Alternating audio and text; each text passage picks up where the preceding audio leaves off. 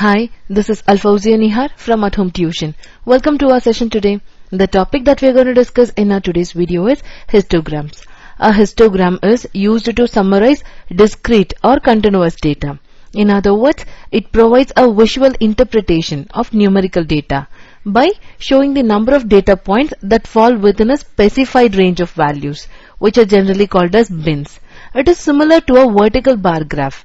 However, a histogram, unlike a vertical bar graph, it shows no gaps between the bars. The histogram is a popular graphing tool. It is used to summarize discrete or continuous data that are measured on an interval scale. It is often used to illustrate the major features of the distribution of the data in a convenient form. A histogram divides up the range of the possible values in a dataset into classes or groups. For each group, a rectangle is constructed with a base length equal to the range of the values in that specific group and an area proportional to the number of observations falling into that group. So this means that the rectangles will be drawn of non-uniform height. A histogram has an appearance similar to the vertical bar graph as I earlier mentioned. When the variables are continuous, there are no gaps between the bars. When the variables are discrete, however, gaps should be left between the bars. I'll tell you an important difference between a vertical bar graph and a histogram. In a histogram, a frequency is measured by the area of the column. But in a vertical bar graph, frequency is measured by the height of the bar. Okay. Now let's see the characteristics of histogram. Generally, a histogram will have bars of equal width, although this is not the case when class intervals vary in size. Choosing the appropriate width of the bars for the histogram is very important. Okay, I have just posted an example. You can see the example. This histogram consists simply of a set of vertical bars. Value of the variables being studied or measured on an arithmetic scale along the horizontal axis. The bars are of equal width and corresponds to the equal class intervals, while height of each bar corresponds to the frequency of the class it represents, the value on the y-axis. The histogram is used for variables whose values are numerical and measured on an interval scale. Histograms are generally used when dealing with large data sets. I mean, data sets are greater than 100 observations. And a histogram can also help you to detect any unusual observations like outliers or any gap in the data. So these are the important characteristics of histogram. Histograms are actually a very useful graphical representation of data. We know that the histogram is very similar to the bar chart for a frequency distribution, but it is based on quantitative data, showing the distribution of qualitative data. The histogram is constructed from the grouped data by taking the class boundaries. Please notice that class boundaries, not class limits, along the x-axis and the corresponding frequencies along the y-axis. For ungrouped data, we have to form the grouped frequency distribution before making a histogram.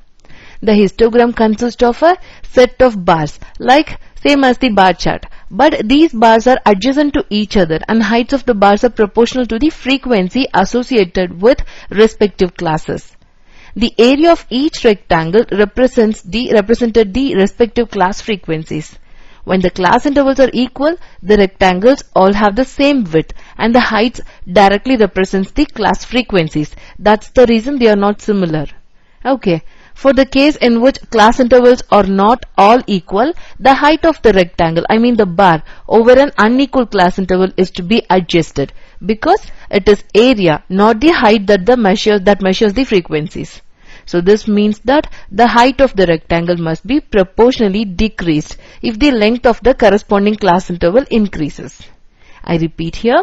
Height of the rectangle must be proportionally decreased if the length of the corresponding class interval increases. Okay, I'll tell you one example. If the length of the class interval becomes double, then the height of the rectangle is to be halved so that the area, being the fundamental property of the rectangle of a histogram, remains unchanged. So this sort of rescaling is necessary to observe the correct pattern of the distribution. Okay, now I'll tell you a few more features of the histograms. I repeat the same point. The feature of the histogram is that there is no gap space between the vertical bars because the variable plotted on the horizontal axis is quantitative and the variable is from the measure of scale, either interval or it should be a ratio, no? Thus, the histogram provides an easy interpreted visual representation of a frequency distribution. Please note that class midpoints are used as labels for the classes. And histogram allows us to analyze extremely large data set by reducing them into a single graphical representation, which is used to show primary, secondary, and tertiary peaks in the data. Also, it helps us by giving visual representation of the statistical significance of those peaks. Okay, I'll tell you one thing. An alternative to the histogram is kernel density estimation, but this topic is not covered.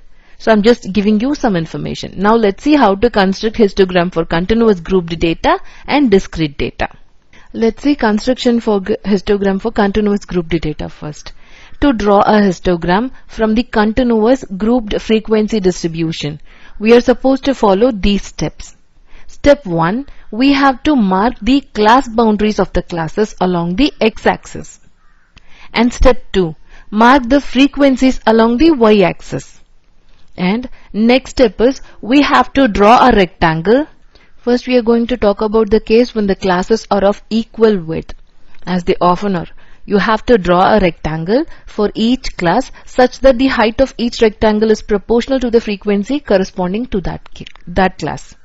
And what we have to do if the classes are of unequal width? If the classes are of unequal width, then the area instead of the height of each rectangle is proportional to the frequency corresponding to that class. And height of each each rectangle is obtained by dividing the frequency of the class by width of that class. It may be noted that area under the histogram can be calculated just by adding up the areas of all the rectangles that constitute a histogram. Area of one rectangle is obtained by the multiplication of the width of the class by the corresponding frequency. You will understand these steps while I show you an example. Here is an example. We are supposed to draw a histogram for this table. This table represents marks obtained by 100 students in an examination. The class intervals are all equal with the length of 10 marks. Am I right? So let us denote these class intervals along the x-axis and denote the number of students along the y-axis with appropriate scale. I'm going to set the unit. For x-axis 1 centimeter is 10 marks and for y-axis 1 centimeter is 5 students. For each of the class interval you have to draw a bar of the height corresponding to the number of students. It is reflected in the y-axis. For 0 to 10 you have to draw a bar with the height 5 and for 10 to 20 you have to draw the second bar for the height 10 and third bar is 15, fourth bar is 20. Let me complete the bars. Here in this diagram, the bars are drawn continuously. The rectangles are of the length, the height proportional to the respective frequencies. Since the class intervals are equal, the areas of the bars are proportional to the respective frequencies. Hope you are clear with this example. The area of one rectangle is obtained by the multiplication of the width of the class by the corresponding frequency. I have given you that in the formula. So you can note down this formula. Now let's see steps to construct histogram for discrete data, and also we can discuss one example. Bar graphs are usually drawn for discrete and categorical data, but there are some situations where there is a need to make an approximation. The histogram may be constructed. To construct a histogram for discrete to grouped data, you have to follow some steps. First step is nothing but we have to mark the possible values on x-axis and mark the frequencies along the y-axis, very similar to continuous data. You have to draw the rectangle centered on each value with equal width on each side possible, 0.5 to either side of the values. Okay, you'll understand these steps while we see an example. In this example, we are going to discuss about the number of students in a class. You have to create a histogram for boys and girls. So this is how a histogram will look like for boys and girls. We have to choose the right type of chart that will help us to display the discrete data more effectively. Discrete data consists of whole numbers that are counted rather than measured. For example, when you are tracking items sold, Data is considered discrete because we don't normally sell half an item, right? We sell products on the whole. With this type of data, it is better to use a chart that allows easy comparison of the values, such as column chart, bar chart, or pie chart. So when you have a large set of discrete data that does not fit on a regular chart, you can use a histogram to display the distribution of the values. So when you have too many discrete values to fit on a standard chart, a histogram will be very helpful. A histogram is similar to a column chart, except that each column represents a range of values, also called a class interval. You may want to chart your customers' outstanding balance, for example, but have too many customers to use a regular chart. Hope this example is a suitable one. Now let's see the advantages and disadvantages. Advantages of histogram as compared to the unprocessed data are, it gives a range of data and it gives the location of the data. Also, it gives a clue about the skewness of the data. Depending upon the arrangement of the bars, you can tell which type of skewness is you're looking at the figure histogram. Also, it gives the information about the out of control situations also. And histograms or density estimates. It will just give you a good impression of the distribution of the data. And histograms will be helpful in comparing. It can be compared to a normal curve. So these are the very popular advantages of the histograms. Now let us see the disadvantages also.